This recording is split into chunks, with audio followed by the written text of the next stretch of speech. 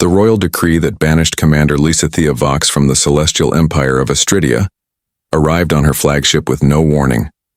One moment she commanded the most formidable battlecruiser in the quadrant. The next, she was stripped of rank, honor, and citizenship, all because she had questioned the Emperor's decision to obliterate a peaceful settlement. "You have 30 rotations to exit Imperial space," the holographic messenger stated coldly. Further directive: your biological stabilization cycle has begun. Without completing the bonding ritual within 60 rotations, cellular degradation will commence. The Empire considers this a mercy. Lysithea's six-fingered hand crushed the notification tablet. Every Astridian of noble lineage faced this biological imperative, a genetically engineered safeguard to ensure their species' most powerful members formed political alliances through marriage. Without bonding, her enhanced biology would turn against her, cell by cell. "Coordinates, Commander?" Lieutenant Aridel asked, unaware of the devastating news. "I am no longer your commander," Lysithea replied, her iridescent skin fading from vibrant azure to pale cerulean.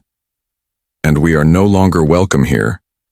The ship's bridge fell silent as the crew, all loyal to Lysithea rather than the increasingly tyrannical Empire, processed her words. "Where to then?" Aridel asked finally. Lysithea gazed at the star chart. The fringe worlds offered little hope. The neighboring Procyon Federation would execute her as a war criminal despite her recent defiance of orders. There remained only one option: the unaligned territories where a primitive species had recently achieved faster-than-light travel. "Set course for Earth," she commanded, her voice steady despite the death sentence hanging over her. "I require a spouse capable of triggering the biological recognition protocols in my genetic code." The human's DNA compatibility was noted in our xenobiology surveys. Humans. Aridel's facial ridges flared in shock. But they're barely spacefaring. Their technology is centuries behind ours. Their customs are barbaric. Lysithea turned to the view screen, watching her former empire recede into the distance. "Perhaps. But they possess something our kind has forgotten. They question authority. They value freedom over order." Her secondary heart skipped a beat as the reality of her situation crystallized. "And one of them must become my husband or I will die." The battlecruiser, Immutable Truth, vanished into hyperspace, leaving behind the only civilization Lysithea had ever known, carrying her toward an uncertain fate and a species the Empire considered little more than clever animals. But desperation breeds innovation, and sometimes salvation comes from the most unlikely sources. Captain Rasik Korloff of the United Earth Defense Force had seen strange things during his 15 years patrolling the outer colonies, but nothing like the massive ship that appeared at the edge of the Tau Ceti settlement's sensor range. "No matching configuration in our database," reported Navigator Pahili, her fingers dancing across holographic controls. "Definitely not human construction." "First contact?" Rasik mused, stroking his beard. A decade ago, humanity had discovered the ruins of an ancient alien outpost on Mars, confirming they weren't alone in the universe, but living aliens had remained elusive. "They're hailing us, sir," Communications Officer Webb announced. In perfect English? The view screen flickered to life, revealing a humanoid figure with delicately pointed ears, faintly scaled azure skin, and eyes that shifted between silver and violet. Despite her alien features, she possessed an undeniable regal bearing. "I am Lysithea Vox, former battle commander of the Astridian Imperial Fleet. I come seeking asylum and..." She hesitated. "A particular form of assistance only. Your species can provide." Rasik maintained his composure despite his racing heart. "I'm Captain Korloff. Earth's protocols require visiting vessels to submit to inspection before approaching populated areas." "Understandable," Lysithea replied. "However, time is critical. I face a biologically engineered deadline that will result in my death unless I form a genetic bond with a compatible being." "Your species meets the criteria." Webb stifled a laugh, misinterpreting her words. Ma'am, if you're asking for a date, I require a husband, Lysithea interrupted bluntly. Or more precisely, a bonding partner whose genetic signature can stabilize mine. Silence gripped the bridge. You're saying you'll die unless you marry one of us? Rosic clarified, suspecting a translation error. Precisely. My species engineered this failsafe to ensure political marriages among our elite. Without such a bond within 53 rotations, my cellular structure will disintegrate. Her composure slipped momentarily. I would not ask this of strangers if any alternative existed. Rosic studied her, weighing the possibility of deception. Earth had encountered plenty of scammers since achieving interstellar flight. Pirates posing as traders, smugglers claiming refugee status. We'll need proof of your claims and situation, he said finally. And even then, I can't imagine anyone volunteering to marry an alien they've just met. Lysithea's expression remained impassive, but her skin darkened noticeably. Then perhaps I have traveled across 17 light years merely to die with dignity, away from those who exiled me. She straightened, her multiple pupils dilating. Nevertheless, I offer valuable knowledge in exchange for sanctuary, regardless of whether I survive. Something in her unflinching gaze convinced Rosic she was telling the truth. He made a decision that would alter the course of human history. Permission. To dock granted. Welcome to humanity's frontier, Commander Vox. The interrogation room aboard Tau Ceti station wasn't designed for comfort, but Lysithea maintained perfect posture, despite sitting for hours as Earth scientists, military personnel, and diplomats questioned her. Your biological samples confirm cellular deterioration has begun, Dr. Okafor announced, studying holographic test results.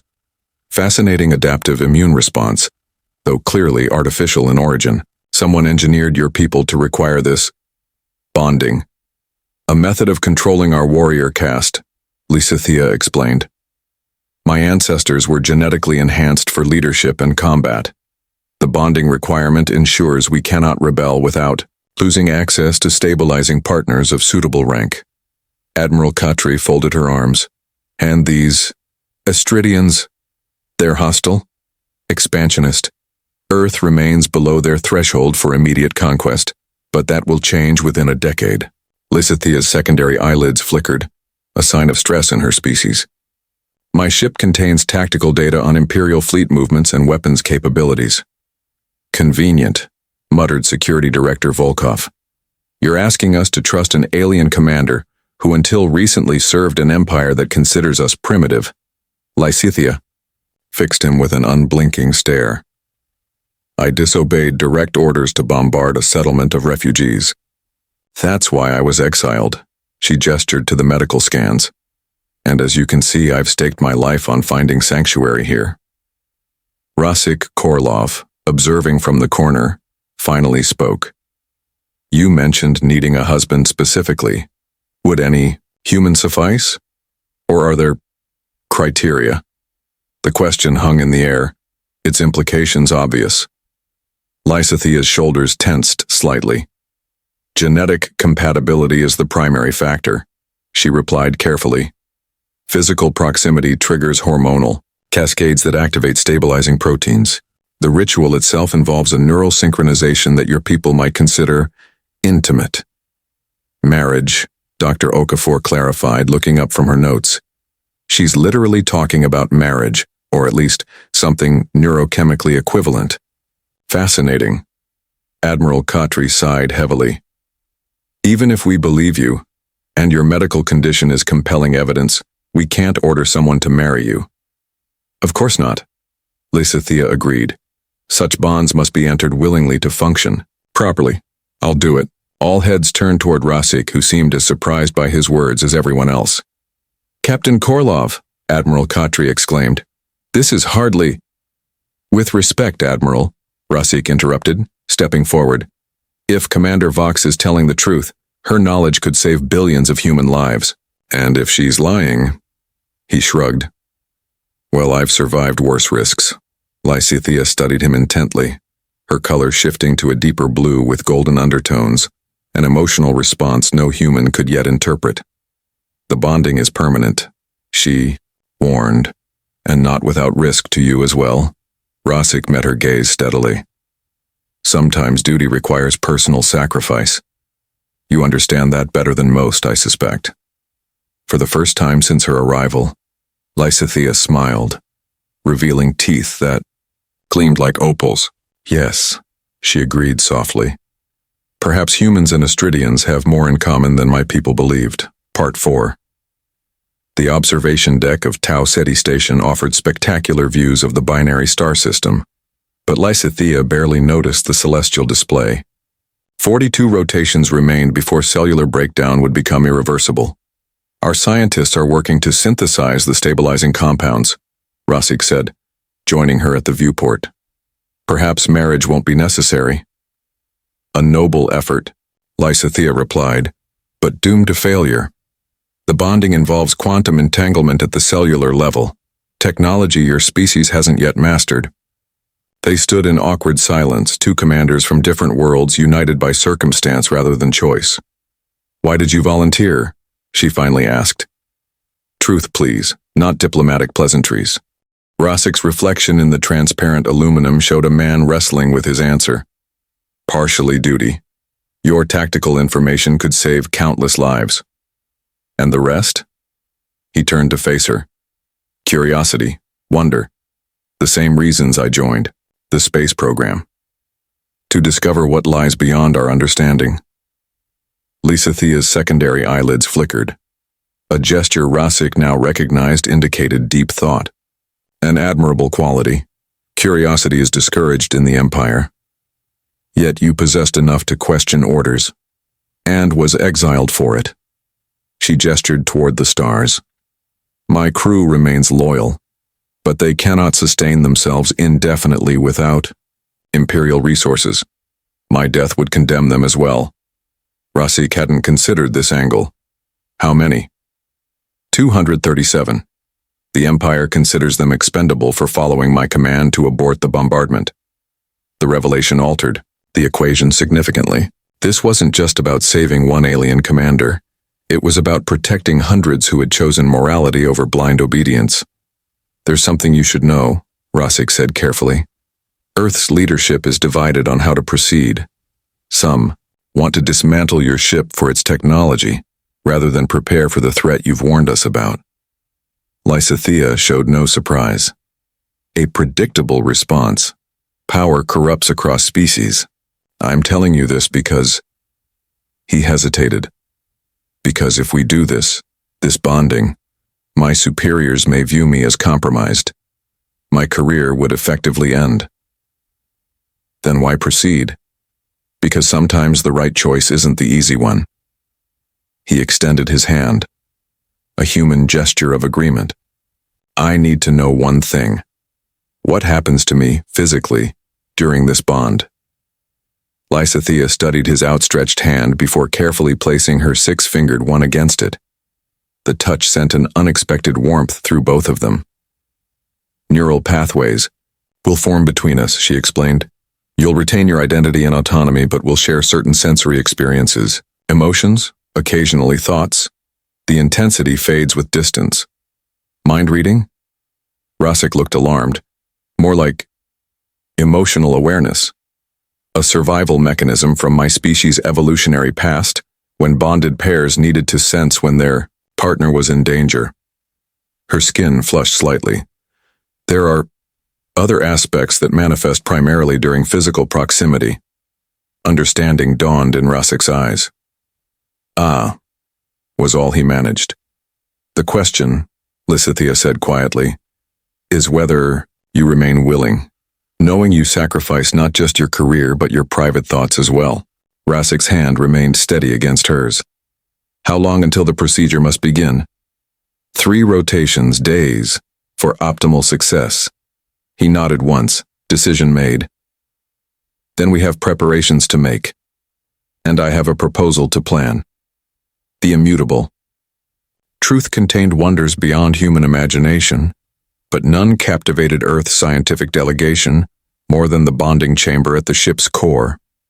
These crystalline formations adjust to match the neurological patterns of different species, Lysithea explained as luminescent structures shifted like living glass.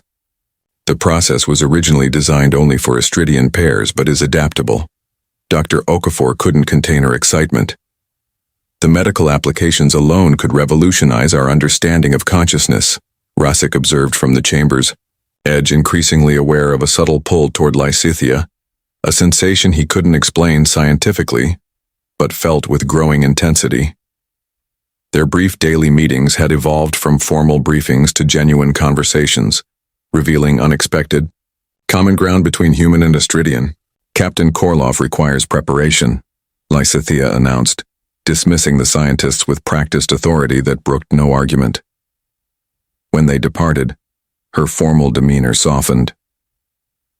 Rasik, there's something I haven't fully disclosed. His heart rate increased.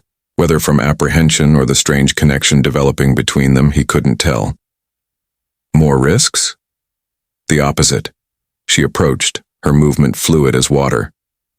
The bonding enhances certain compatible traits. Between partners. My military strategic abilities may transfer partially to you. Your adaptive thinking, something Astridians struggle with, may influence me. That sounds beneficial, not concerning. It is. She hesitated. But such deep compatibility is rare, even among my kind. It suggests we would have chosen each other, given different circumstances. The implication hung between them, that what had begun as necessity might become something more, something genuine. The dreams, Rasic said suddenly. Since we first touched, I've been dreaming in colors that don't exist on Earth, seeing stars from impossible perspectives. Lysithea's skin rippled with patterns of light. And I've experienced human music with an emotional depth previously unknown to me. The bonding has already begun, spontaneously accelerated by natural compatibility. Is that normal? No, she admitted. It's extraordinarily rare. Her expression conveyed complicated emotions beyond human naming. The Empire would consider it dangerous, evidence that their control mechanisms can be subverted by genuine connection. Before Rasic could respond, alarms blared throughout the ship. Lieutenant Aradel's voice echoed over the communication system. Commander, Earth vessels approaching with weapon signatures active. They rushed to the bridge where tactical displays showed 5 Earth military cruisers surrounding the immutable truth. Communication from Admiral Khatri, Aradel reported grimly. The Admiral's face appeared on screen, her expression stony. Captain Korlov, you're ordered to evacuate the alien vessel immediately. We're impounding this ship under Section 7 of the Extraterrestrial Technology Preservation Act. This ship contains asylum seekers, Rasic protested. 237 individuals who defied orders to save innocent lives. Intelligence suggests otherwise, Khatri replied coldly. New information indicates Commander Vox was banished. For military failure, not moral objection. This appears to be an infiltration strategy. Lysithea stepped forward. A convenient lie to justify seizing our technology. You have 10 minutes to evacuate, Captain, Khatri continued, ignoring her. After that we board by force. The transmission ended, leaving tense silence on the bridge. Your options are limited, Lysithea stated, her tactical mind racing. If you remain, you'll be court-martialed. If you leave, you'll die. Rasic finished. The growing bond between them made her impending cellular breakdown feel partially his own. And these ships will strip yours for weapons technology instead of preparing for the Imperial threat. He turned to face her fully, decision crystallizing. There is another option. Complete the bonding now. It strengthens your claim for asylum, under interspecies marriage protocols. Then we run. Run where? Rasic's expression held the determined look Lysithea had come to recognize as uniquely human stubbornness. The Proxima Centauri colonies operate independently. They've defied Earth authority before. You would abandon your world for mine? Her voice carried disbelief. I would choose what's right over what's ordered, he corrected. Something we both understand. He extended his hand. Shall we make this official? The neural harmonization crystals pulsed with increasing brilliance as Rosic and Lysithea stood at the center of the bonding chamber, their hands clasped as both human and Astridian rituals intertwined. Time was their enemy. Earth forces would breach the ship within minutes. The process normally requires hours, Lysithea warned, her skin fluctuating between deep sapphire and luminescent azure as the bond accelerant coursed through her system. Compression risks neurological damage. For which of us? Rosic asked, feeling strange energies already tingling through his nervous system. Both. The connection forms a quantum bridge between minds. Forcing it could... She gasped as the first wave of neural synchronization hit them simultaneously. Memories cascaded between them. Rosic's childhood on Earth's last unspoiled coastline, Lysithea's rigorous training in the Imperial Academy, his first spaceflight, her first command decision that saved thousands of lives, joy, pain, triumph, loneliness, emotions transcending species barriers flowed between them. Outside the chamber, Lysithea's crew and Earth scientists worked frantically to complete jump calculations for their desperate escape. The immutable truths. Engines hummed to life as boarding alarms blared throughout the vessel. Within the crystal sphere, the two commanders experienced each other's existence with impossible intimacy. Rosic felt Lysithea's cellular deterioration as though it were happening to his own body. She experienced his fierce protective instinct as if born to it. Your language has no word for this, Lysithea whispered, her voice echoing strangely as, their consciousnesses entangled. The closest translation is soul recognition. We call it finding your other half, Rosic replied, understanding her in ways that transcended words.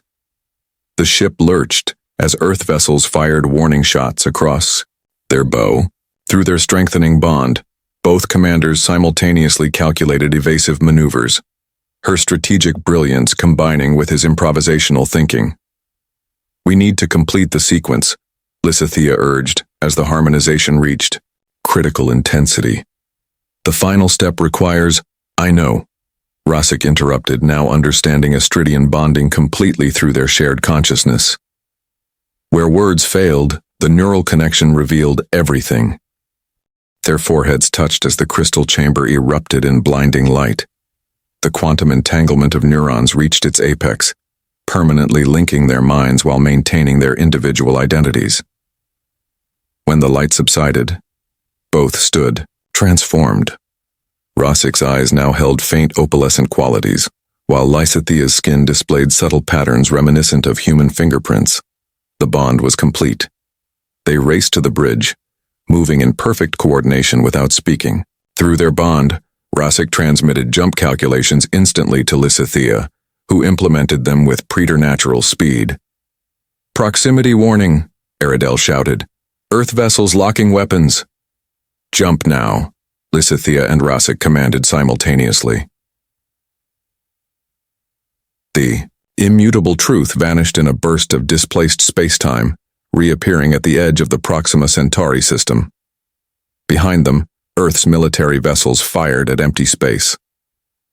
On the bridge, the crew stared at their commander and her human husband.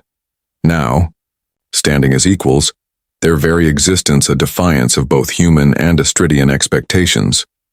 The Empire will follow, Lysithea stated, feeling her cellular structure already stabilizing through the completed bond.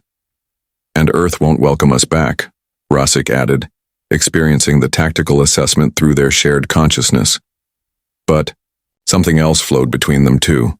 Hope, determination, and a dawning realization that their unique union represented something unprecedented in the galaxy's history. Two species, considered incompatible, finding strength in their differences rather than conflict.